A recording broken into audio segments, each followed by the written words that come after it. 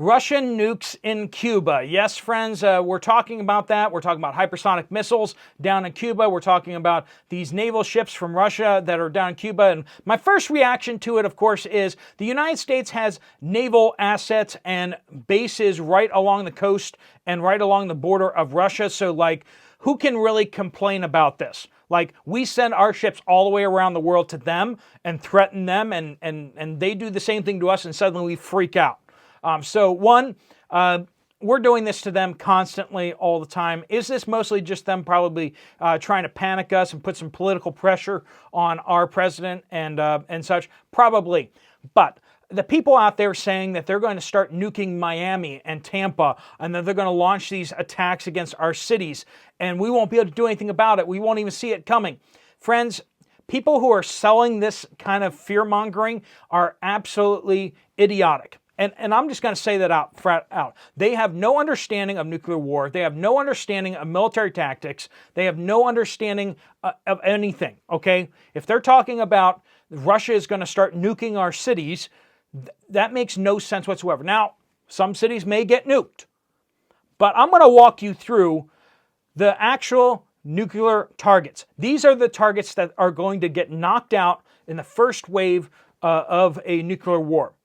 We're going to talk about command and control locations. We're going to talk about nuclear missile sites. We're going to talk about very low frequency radar very low frequency radio transmission sites. We're going to talk about places that you may not know exist where nuclear weapons are moved around quite frequently inside the United States. Without further ado, let's jump right into it. The very first nukes are going to land in very obvious locations. We're talking about Montana. Central Montana is where the Maelstrom Air Force Base Minuteman III sites are. This area will be completely destroyed due to the fact that they will be trying to take our Minuteman sites out on the ground. There will be a lot of nukes used, and it will have to be ground burst. They will be trying to dig down into the ground. There will be a lot of radioactive fallout. Of course, that's all going to blow primarily this way, but it's going to go all around. But not only that, but North Dakota has the Minto Air Force Base in central area. So Magic Prepper, sorry to say that to you, but central North Dakota is going to be a very big hot spot there too. Not only that, but southeast Wyoming, but then kind of into Colorado and Nebraska is the F.E. Warren Air Force Base, and that is also Minuteman sites there too. Those are going to be heavily destroyed and lots of radioactive fallout from that. Not only that, of course, so our Minuteman III sites are going to be where the top priority targets out there. But there are two other targets that are going to be attacked almost instantaneously as well. In Washington, the Bangor Naval Base is where Ohio ballistic missile submarines are based out of. That will absolutely be hit very early on. Also over in Georgia, we have our Kings Bay Naval Base. That's where Ohio ballistic missile submarines on the East Coast are based out of. These two areas are going to be hit hard as well. Those are hardened against nuclear missile attack, so they will be hard targets. There will be a lot of radioactive fallout from that. But in addition to that, we have places where our air-launched nuclear missiles and air-launched bombs are coming from as well. These areas are going to be hit pretty hard. That is starting in Utah with Hill Air Force Base. Hill Air Force Base is where the United States Air Force moves its nukes in and out of. That's kind of the main staging point for them. But once they move from there, they move to Missouri. We got the Whitman Air Force Base there. So that's a target. Louisiana, Barksdale Air Force Base. That's where the B-52s and large bombers come out of as well. These are approximate. I'm doing these off memory, so I might be a little bit off, but generally that's where we're talking about. Eglin Air Force Base in Florida. That's going to be a nuke target. We have Texas Joint Base San Antonio, and it's actually on the map already, but it will be wiped off the map. So that's just the truth, friends. Robbins Air Force Base in Georgia, a little bit further up here in Georgia. That is also a staging point for nuclear bombs and nuclear missiles that are fired from aircraft. Oklahoma Tinker Air Force Base, right in the center there. Tinker Air Force Base. So sorry to Bear Independent and the friends out there in Oklahoma. Wright-Patterson Air Force Base. This is in my backyard, so that's not good for me because I'm over here in Pennsylvania. But Wright-Patterson Air Force Base as well. Now, not only that, not only are they going to be going after the nukes, they're going to be going after the command and control sites. So Washington, D.C., of course, is an obvious target. They're going to try taking out the Pentagon, obviously. But then also we have 3 major radio transmitters they're going to want to take out. We have one up in Washington, right across the street from Washington near Seattle. We have Cutler. Sorry, that's the Jim Creek Naval Radio Station there. Off in Hawaii, we have the Lulale, very low frequency transmitter, but that for Pacific basically. And then Maine has the Cutler, very low frequency transmitter. Those are used to communicate with the submarines. The Ohio-class ballistic submarines need to receive commands through very low-frequency transmitters. So those will be, of course, hit. In Colorado, we have NORAD. NORAD will, of course, be taken out. That's the Space Force base nowadays. But we also have in Nebraska. In Nebraska, right next to the Iowa border there, we have the Strategic Command in Offutt Air Force Base. So we have those locations that will be hit very early on as well. Now, I already mentioned nuclear weapons depot at Hill Air Force Base in Utah, but there's also one in New Mexico, just outside Albuquerque, and that is the Kirtland Air Force Base. That is another hotspot of nuclear weapons facility. There is also a nuclear weapons refurbishment facility in Tennessee. That's not a primary target, but they do take apart nuclear weapons there and put them back together again, so at any given time there may be nukes there. So that would be a target as well. As you can see here with this map, there aren't very many good places to be except for the California and into Nevada, but of course there are other military targets out that way. Idaho is looking pretty good except for the fallout from the Bangor submarine site, as well as the transmitter out there in Jim Creek Naval Radio Station. So this is just kind of gives you a kind of an idea of what primary nuclear sites there are. Now with Russia down in Cuba with a ballistic missile submarine, that's mostly for show there, but they will be definitely looking at the Georgia Kings Bay. That's a big deal right there. They may be wanting to keep an eye on who is in at any given time. They're going to mostly use satellites for this, right? But if they can get some submarines to start listening out here or even deploying buoys, which would drive the United States absolutely nuts if they actually came up the coast here and started dropping buoys to kind of try to hunt down the Ohio ballistic missile submarines. If they try to do off the west coast also, this would be a major warning site if they were hanging off the coast trying to find our Ohio ballistic submarines. That would show that we are going to a whole different level. But nukes are probably going to be coming down from the north here